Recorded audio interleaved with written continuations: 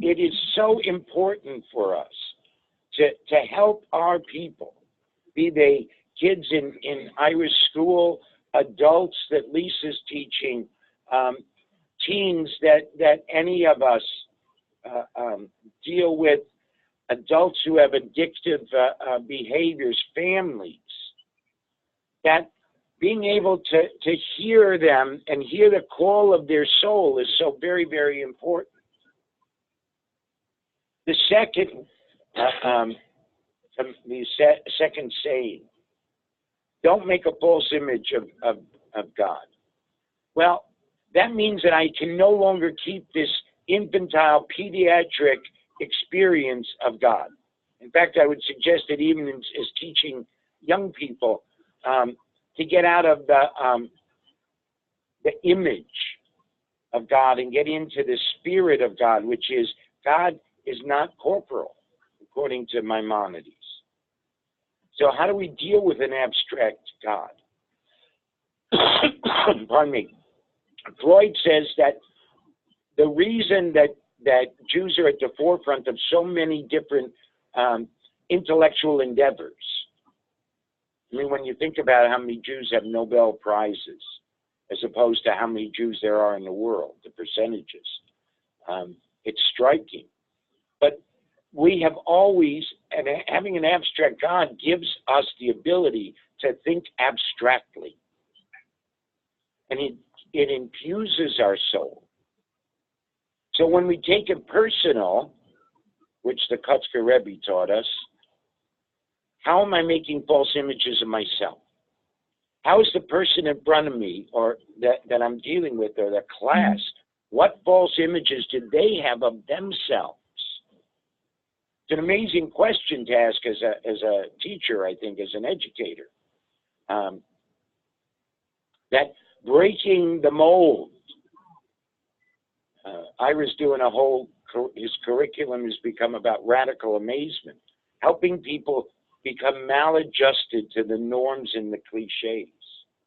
So I have to give up the usual way of seeing myself. And I get to see myself as a holy, divine need and reminder. And helping people to see that is so important. Don't take God's name in vain, all right? So that was the Mishapera in the Talmud, where somebody had to swear that they were telling the truth in front of the judges. It was called Mishapera. And that was, the belief was that nobody, we have it today, okay? When you go to testify in court, you put your hand on the Bible. The belief being that nobody would swear falsely in God's name. I would say, how do we swear falsely in our own name? How do we make promises or commitments that, A, we don't really want to do? How are we just going along to get along rather than being in it? Shabbos. How do I create a place of rest in me? Where is home? How do I continually go to my soul, to my inner life, so that I can find a place of peace, of wholeness, of conviction, of rest, where I let the day catch up on me? In my soul mediates all of my experiences when I allow it to. And how am I allowing that to happen? How am I building up this place of Shabbos within me? How do I let Shabbos every week be a day where I don't do any creative work? Because remember, it's not about avodah. It's about malacha, holy creation.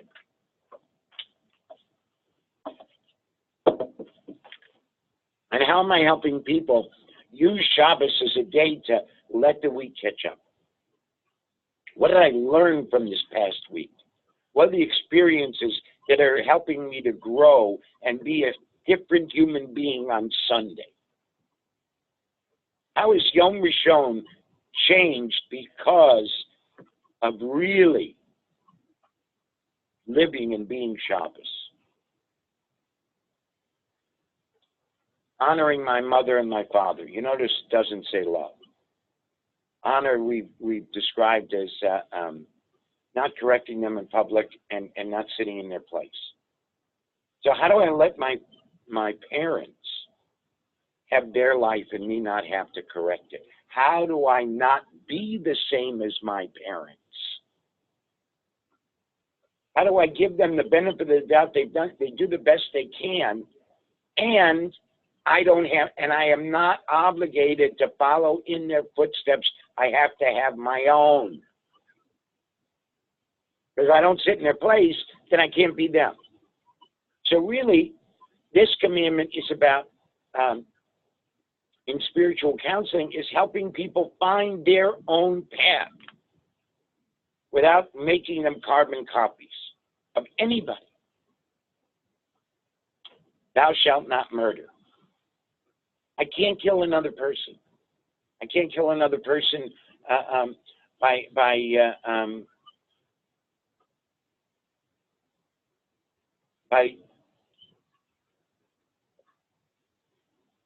tearing away or negating their uniqueness.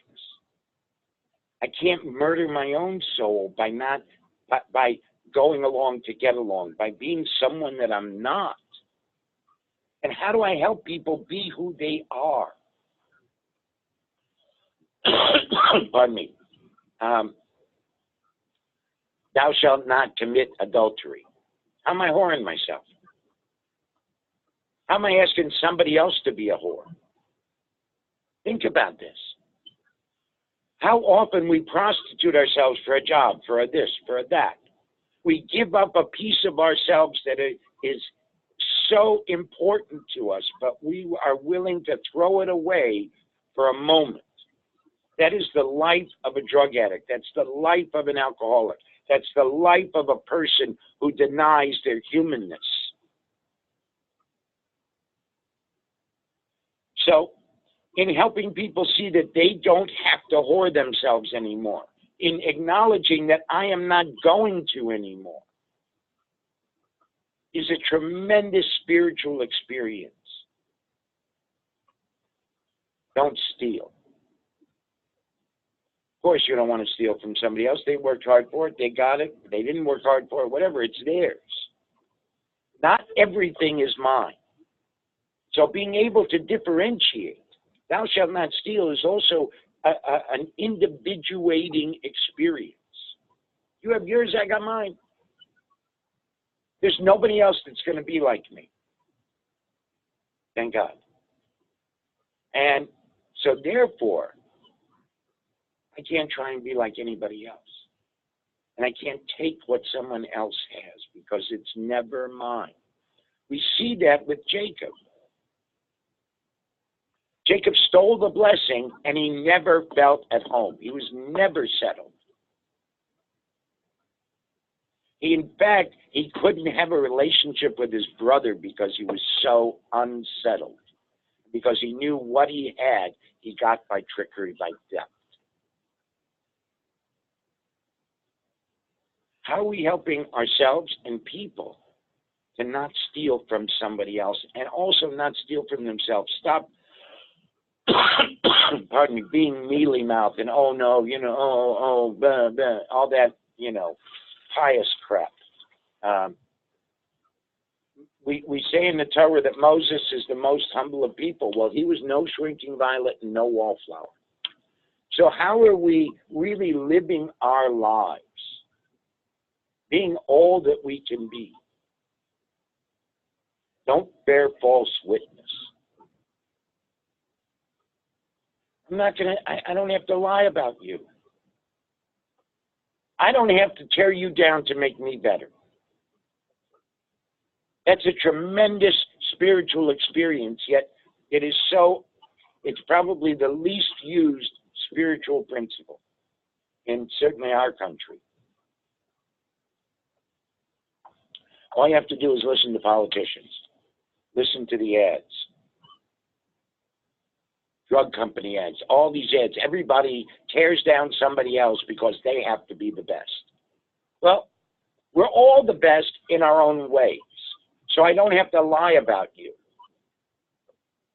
Even if you hurt me, even if you tear me down, I don't have to participate, which then means I can't lie about myself. I can't bear false witness against me. I have to acknowledge what I do really well. I have to acknowledge my assets. I have to acknowledge my liabilities. I have to be able to do tshuva every day. Then don't covet. Because when I live these other 9 and I help people get to the other 9, then why would I want to live somebody else's life? Why would I want anything from anybody else? I don't need somebody else's wife. I don't need somebody else's manservant or maidservant. I don't need somebody else's ass. I don't need anything of anybody else's because I am full, I am whole, and I live in abundance. And helping people see that, even if they're broke, I can live in abundance. When I was broke 30 years ago, I lived in abundance because I lived me. That's how deeply and richly spiritual counseling fits into every Torah portion. Every part of our tradition is there for us to be able to counsel ourselves and counsel others. And in that way, we can help people grow. We can help them use the different resources, whether it's Torah, Talmud, the big book of Alcoholics Anonymous, everything by Rabbi Heschel, and the spirituality of imperfection, anything, the Dalai Lama, it doesn't matter. Because all faith traditions have at their basis, their foundation, love, truth, justice, compassion, and kindness. You know, the Dalai Lama was, Greg Boyle writes about this, Father Greg Boyle. He was at a conference where he was the warm-up for the Dalai Lama. Imagine that. And somebody said, well, what's sacred? And the Dalai Lama said, passing gas, and started laughing.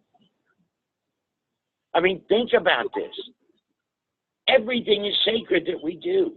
Are we willing to elevate, ennoble the common, as Rabbi Heschel teaches, in order to let people know how important they are and how much they matter? You know, there's a lot of talk about God. So Rabbi Heschel says, if you want to know God, sharpen your sense of the human. But it only happens from radical amazement. It happens from making sure that I am never indifferent to the sublime wonder of living. Think about this. There's something sacred at stake in every event. Are we appreciating, searching for, and acknowledging and growing the sacredness in every interaction that we have? It's so hard to do it. I'm not saying that it's easy. It's simple. Yet we have the distinct ability. We are given the gift as clergy, as educators, as therapists, to be able to touch people and raise them up from these low places they're in. Because everybody has those feelings. And the problem is people get stuck in them. Our job is to raise them up so that they keep growing and keep learning. Because learning is the greatest gift that we have. Yet, so many of us think, okay, I got it. I don't have to worry about that anymore. Now, helping people surrender is really important. I had an argument with Rabbi Schulweiss of blessed memory about surrender. He was from the generation you don't surrender. Well, Rabbi Soloveitchik calls it redemption. I call it surrender. That I allow myself to be confronted and defeated by a higher and truer being or a higher truth. Think about this. I don't have the corner on the truth. It's where I go into honesty, the difference between honesty and truth. Honesty is, I'm telling you what I believe, what I feel, what I think, what I see, my perceptions, and it comes with my biases and the lies I tell myself. The truth happens when we're in conversation, when we're in communion, when we're in community. Because we say Adonai Emet, God is truth. Ergo, God is everything. So the truth is the whole picture. I don't have the whole picture. Now that's a sense of humility, knowing that we don't have the whole picture. But when we're dealing with people, we can help them see more of the picture, and we can see more of our picture. Because that's the other thing about spiritual counseling, is it's not I'm fixed, you're sick. It's I'm a little bit further along the path, and in this way, I can help you, and in doing that, I help me. I keep growing. Because what we want to help people get to is a place, we want them to move to a place of integrity. That all of my pieces are talking to each other. In my inner life, it's not that I'm not going to have problems. In fact, the greater my problems, the more human I am, Rabbi Heschel says, which I agree with. Rather, all of my parts talk to each other. I don't hide from me. So the move for spiritual counseling is that the soul becomes the arbiter. No longer do my emotions and my intellect have veto power over my soul, because my soul is ultimately the seat of all knowledge. It's the seat of the wisdom from God, the wisdom of being able to put opposing pieces together. It's the seat, it's the place where I don't need to prove I'm right. I just know that this is right. It's how I know the next right thing to do. And by doing that, I then, once I regain or gain my integrity, I am then able to have a real covenantal relationship with other people and with God. Because that's the ultimate goal, is to live in a covenantal relationship that allows me to be able to know that I'm home, to know that I'm safe with you. And to be able to say, I have the strength to keep going. That the relationship is now about an entity called me, you, and God. And that relationship is held together. God is the glue. It's the Buber I thou. And that's what we keep going for in spiritual counseling.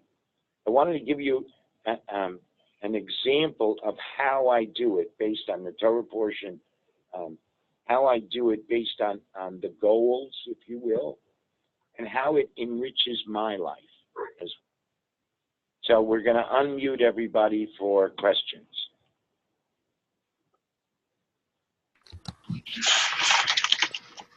Thoughts? Go ahead. So it's Jody. So I'm doing spiritual counseling with 2 people in my community who are trying to be in recovery for eating disorders. And would you say that I need to have more knowledge about the concept of recovery of eating disorders, or is it the same structure no matter what?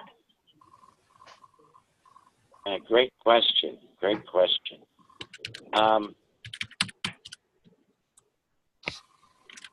There's nuances in eating disorders, yet it comes from an image of myself that isn't true. Now, eating disorders could be anorexia, it also could be bulimia, but it also could be overeating. Right. So with overeating, it's food brings me comfort. I am afraid to go down to my proper weight, my essential weight, what's healthy for me, because they're going to come after me and I won't have any protection. It's the same with all addictive behaviors. So, I mean, I just lost 45 pounds. And I know why I had gained like 35 pounds in a year, 40 pounds in a year and a half. I know why I gained them. Okay? I was going through a difficult time, and I did not watch myself, and I did not care. I needed the comfort. That's the lie that I told myself. And I needed the armor. I needed to be separate from you. Those are the lies I tell myself. So in spiritual counseling with someone with eating disorders, it's about how do I recover my essential being. Forget about the weight. They're low or high. It's who am I? Because what people want is they want to be validated for who they are and not have to hide anymore. That's getting into recovery. That's what recovery is about. So we had a gala. It was a great event. And what everybody saw was all of me. Both in the video they did of me, the video that people talked about. Ed Feinstein talked for I don't know how many minutes about all of my what people would call negative attributes. In fact, he said, went on, I mean, it was a list. It was a litany. I don't even remember them all. He said, did I say he's difficult? And he went on and on and on, and then he said, and he's my best friend. So everybody saw that both parts of me. I know that I'm accepted for who I am. And that's where recovery really, the essence of recovery is that I don't have to be afraid of being who I am. So in spiritual counseling, I help people find who they are and strengthen their ability to do that. And the weight comes off, the boost isn't needed, the drugs, et cetera, et cetera, et cetera. Does that help you? Yeah, I'm just, the medical component of like and I guess this is for anything, for detox, for rehab, like how is the medical component aligned with the concept of the spiritual counseling? Like how do I wrestle with that when I don't really have a background in it? Well, the medical component, from a spiritual counseling place, my job, my gift, what I get to do is help people get into the medical part of it, knowing that they don't have to give up any part of themselves. That the medical part of it is the part to get them started physically, and what's going to keep them going in following the medical part of it is the alignment of their spirit with the spiritual with the physical. Okay. Anybody else? Next person. That was great, Jody. Thanks. Anat, you're looking very deep in thought. I think my challenge is also knowing that I have enough of a textual background to be able to deal with different things that they come up with. I think one of the things that I was lucky to have in spiritual counseling in HUC is to feel that there was, for me, the connection still with the intellectual path to the soul, and knowing that I am able to provide someone else with that kind of, with those kind of sources. And I think that challenges me where I feel like I would not measure up. So here's the thing. When you're immersed in a text, okay, so I ran through the Aseret Dibrot because I'm immersed in it. I am part of that text. I'm part of, Jacob is a part of me. Sarah is a part of me. So the real challenge is not just the text, but it's how is this a part of me? there's a Talmud text with Rabbi Chia is sick and Rabbi Yochanan goes to visit him. Because is this suffering dear to you? He said, and Chia says, neither they nor their reward. Give me your hand, and Chia was healed.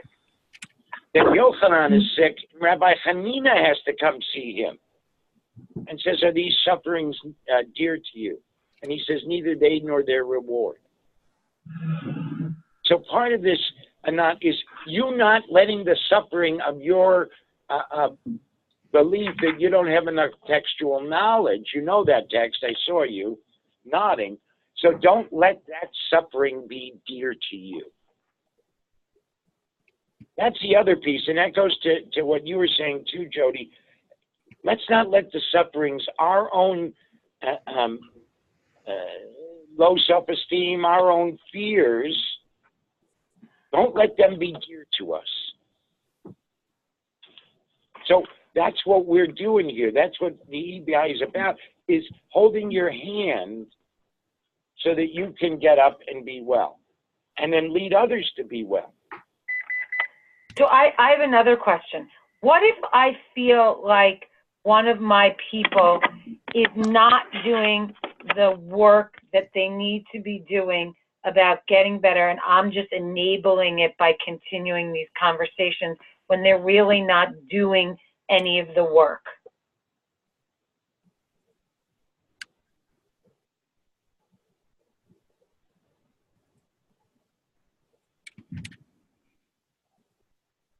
They're coming to you, Jody, because in most cases, okay, I'm going with the majority, because they need a connection. So that's part of the conversation, is what part of you is stopping from doing the work? I mean, I've had conversations with people. I say, do you realize how boring you are? You come in, you see me, you tell me the same thing. You tell me, yes, I'm going to do it. Why bother? What are you getting from this? And when I called this person boring, he looked at me and he said, I thought I was boring too. How do I get on boring? And they begin to work. But you have to give them tacos things to do also. So that's like, what are the lies you tell yourself? Send me them every day. Or bring them all in next week when I see you. All these kinds of things. Give somebody something to hold on to. And when you tell them these things, they know that you care enough about them that you're willing to have that. You're willing to risk them being angry or upset because their soul and their beingness is so important.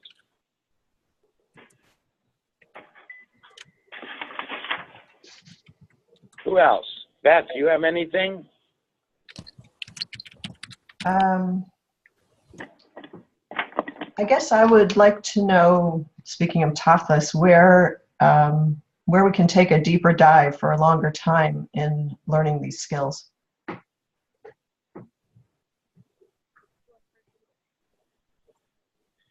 I think what I'm going to do is I think we're going to offer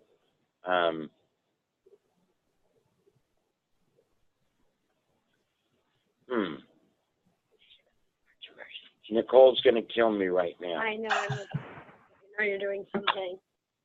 I think we're going to do like an advanced course and really have some targeted things for a few days. Why don't we do a second immersion?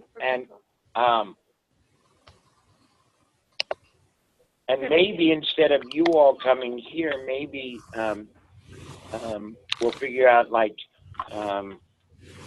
if we can get enough people in the Chicago area, maybe the Winnipeg people, whatever.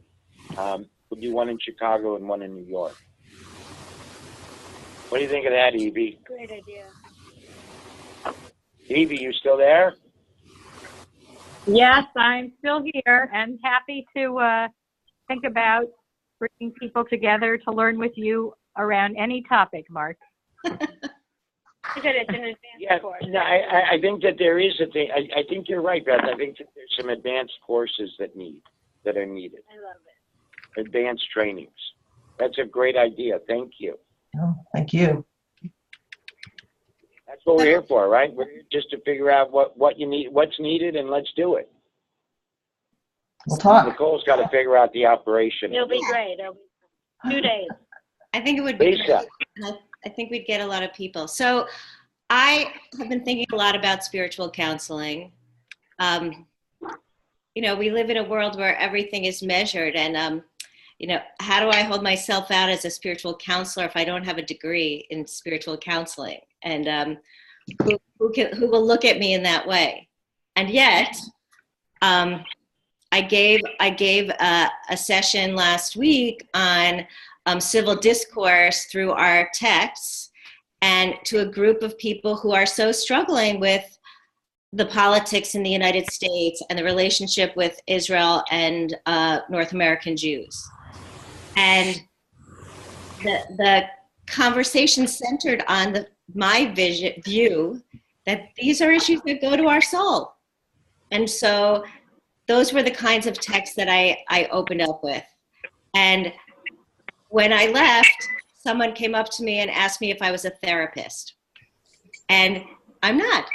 But I felt like traveling through these texts, when you get to the tachlis and the real soul work, and you look at each other like we're B'Tselem Elohim, even when we don't agree, we need to find that space of connection. So I don't know if I'm adding something or just sharing this experience that I don't consider myself I wasn't going into this lecture to do spiritual counseling, but I sensed that was what our community needs.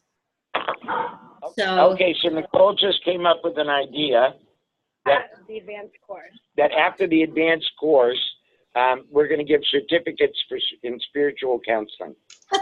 Yay! Right? It's like in The Wizard of Oz, when he gave him a degree, then he had a brain, right? Right. And the truth is, if you do go through our immersion program, and then we do an advanced 2-day, more intensive on spiritual counseling, it really does hone in exactly everything, you know. I mean, you know everything already, but to have that. Yeah, and to have the experience of it. So, yes, that's what we're going to do. Great. You wrote that I down? love it. Okay, good. On it. All right. I have a question. Who else? Who else has got something? I have a question. Mark, do you know other people who are training spiritual direction people? I know people who are doing. I know people who are training spiritual directors, but that's not the same as spiritual counseling. Nobody does spiritual counseling like I do, except for Jonathan Omerman. Uh-huh. So, but I think we can do it, and we're going to figure it out. Nice. Right. Who's next? Ellie had a question. Ellie? Yeah, mine's really, it's more of a process, procedural question. As a pulpit rabbi, how do you get started? Is it something you plan with a congregant? You do it one-on-one? Because if it's going to be a series of conversations, which it sounds like that's really what it needs to be. I mean, is it something that a rabbi, this is going to be the norm of counseling, or is it really, I'm not exactly sure if this is just one kind of counseling, or really as a rabbi, if that's really what I'm going to end up doing most of the time. Well, that depends on one's rabbinate, you know. Yeah. Most of what I do is spiritual counseling, and I run a congregation, and I run an organization. So, the problem is that in rabbinical school, we're told to refer out. And look, in today's day and age, most people know about therapists. And if somebody's meshug, then you know what I mean, you refer out. But most people who come to rabbis for counseling are coming because they're looking for what's in my life. How do I live better? That is a big part of what we are. We're spiritual leaders.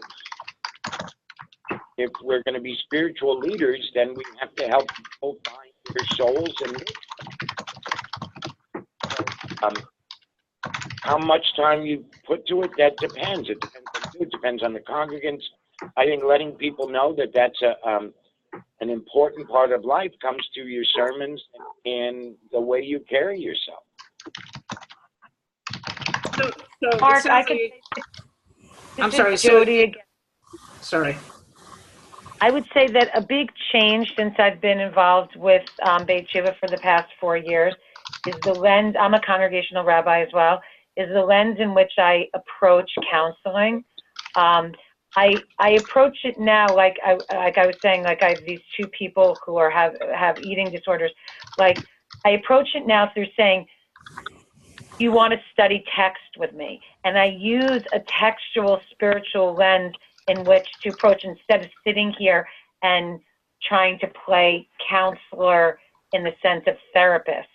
So right. like the people, I'm using the spirituality of imperfection, and I say to them, we're going to read a page or two each time and discuss it and use that as an avenue instead of seeing this as like a pastoral visit.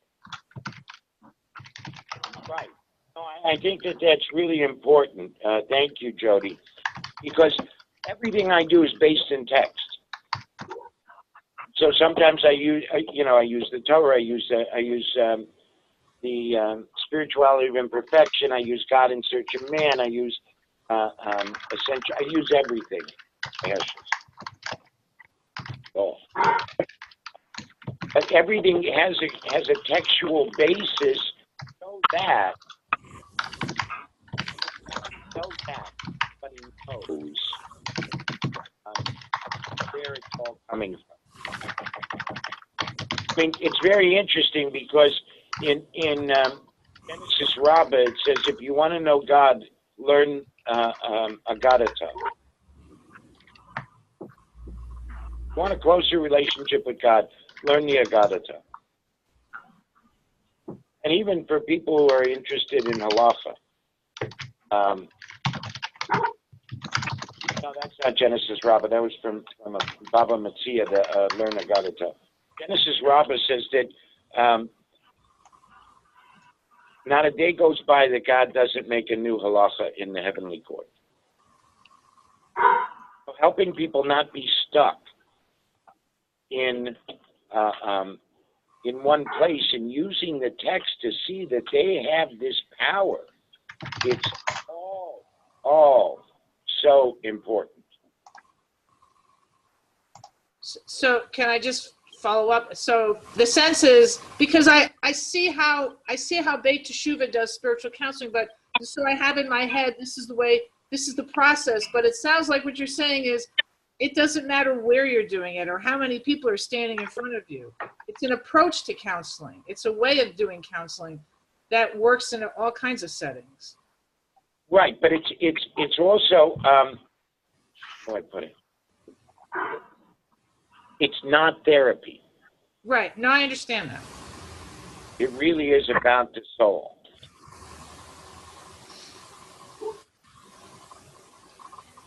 Anybody else?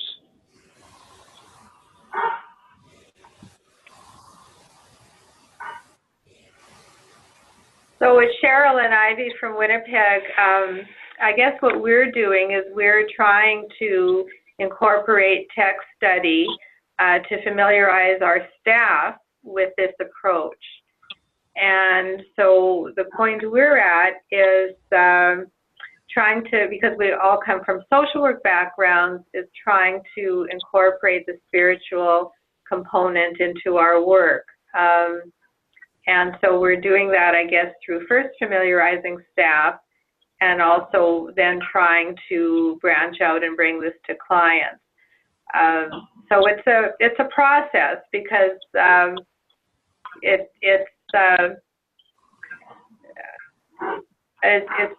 sometimes difficult to, I guess, convince staff that this is a necessary approach to take. So having the advanced work on this would really be helpful for us, I feel. Yeah, it would be good practice. Go ahead. No, go ahead. I'm sorry. We started with sort of more of a approach using, we also use Brené Brown and text, Jewish text, to bring out a certain sort of topic.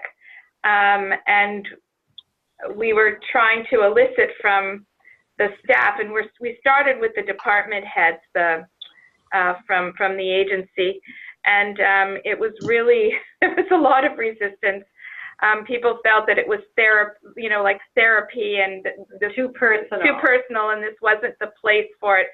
So we ended up taking a step back and really making it, people could take whatever they wanted and use it and give examples with clients and that sort of thing, and our values as social workers and as Jews, sort of more into values discussion. And then we've actually gone around, all the staff have now taken a turn and brought something, either a piece of Jewish text or any text that they could find, whether it be poetry. And not all the staff are Jewish, so we had one person who actually has some Aboriginal background who brought sort of something that was relevant for them, and it's ended up being a really positive experience. Our last meeting, people were very happy about how it turned out, but it started out being a real challenge. So more practice on this would be very good for us. Okay, so it's this idea of awe. Okay, it's an idea of awe, wonder. Rabbi Heschel says awe is a way of being in rapport with the mystery of all reality. So for people who are, educated therapists, rabbis, etc., they've lost in a lot of ways awe and wonder and the mystery of life, and it's been supplanted by taking things for granted and having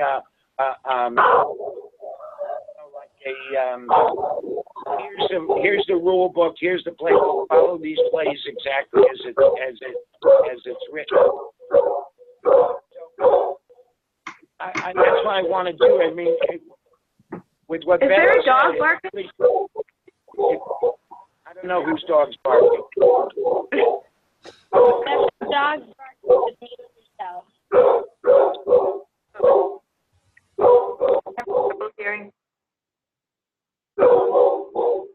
Who's got a dog barking?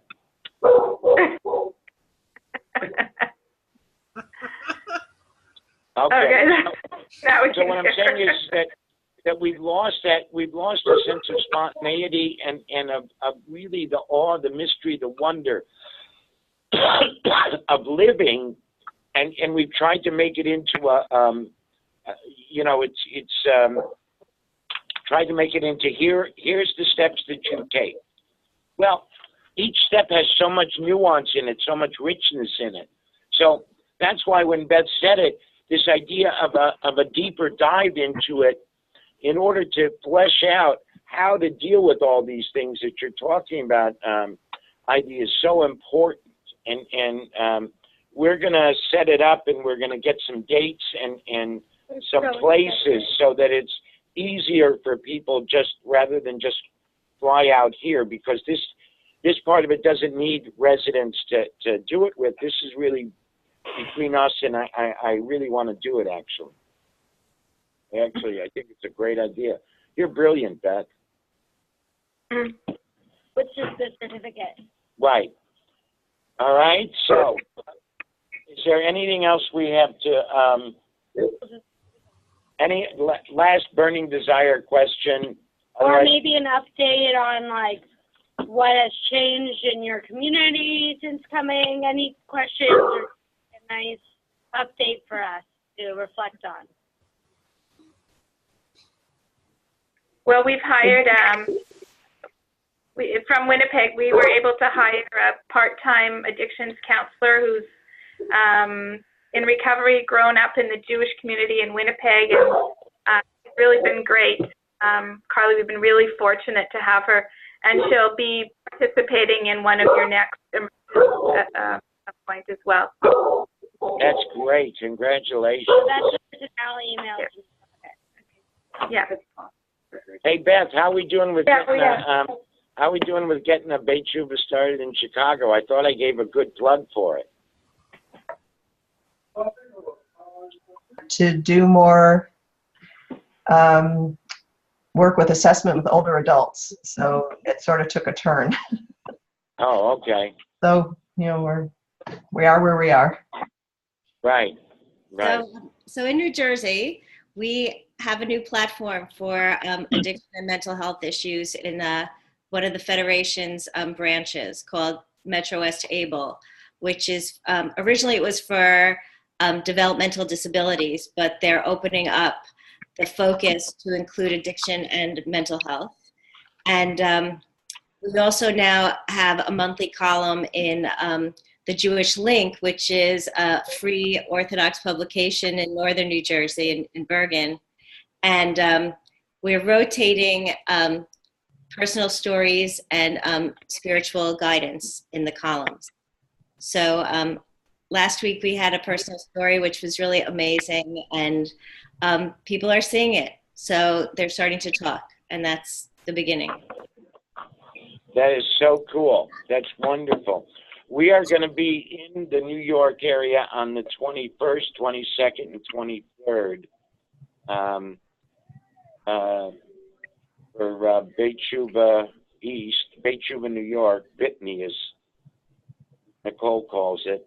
And then I'm going to Yale and to Boston College after that. So if anybody wants to get together when we're on the East Coast, just hit Nicole. Let me know sooner rather than later. Yeah, let her know sooner because we're scheduling all these meetings. We're talking with Jack. We're talking with everybody. I'm doing the whole Federation politics. I want you to know I'm able to do the politics. So actually, we really want to know if you can come out and do a book talk maybe on that Thursday night. So I just float it one more time. Absolutely. Oh, perfect. Absolutely. Oh, and I have a new book.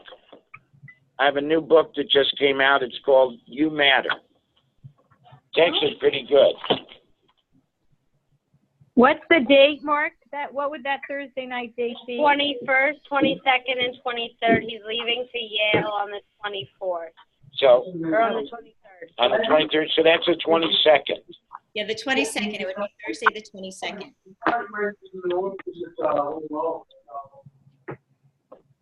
That would be great. Okay. Yeah. Great, guys. Thanks. I'm going to let Nicole do the rest of the administrative stuff because if I do it, I'll fuck it up.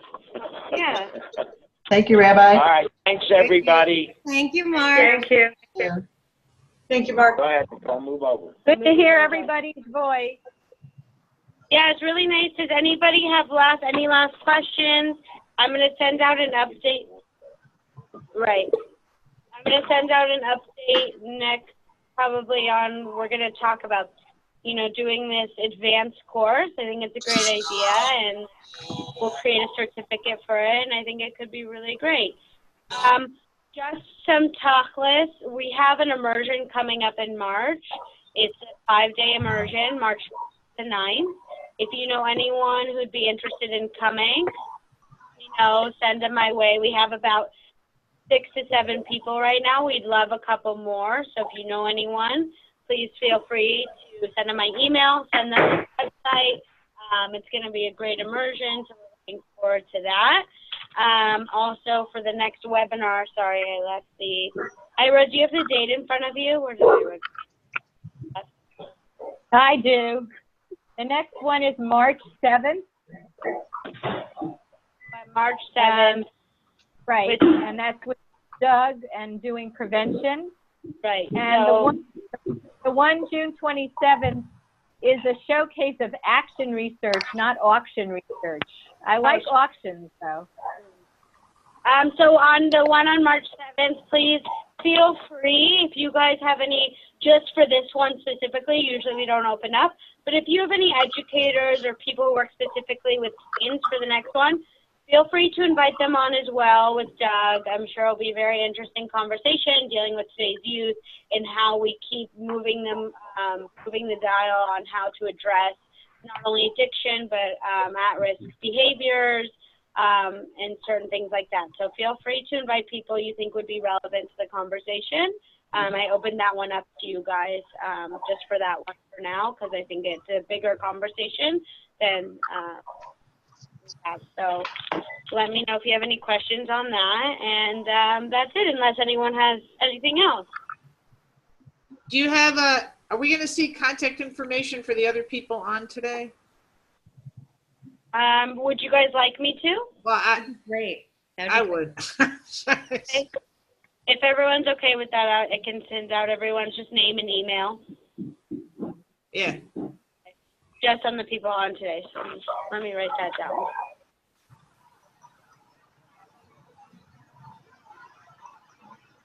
Okay, anything else? Well, it was really nice seeing all of you. I'm excited to get this going again and to continue the conversation. I look forward to speaking with you guys about this certificate opportunity, and that's it. Thanks, Nicole. Thanks, Nicole. Thank you. Thanks for Thank including me. you. All Everyone have a great rest of your week. right. Thanks again. Bye. Bye. Bye.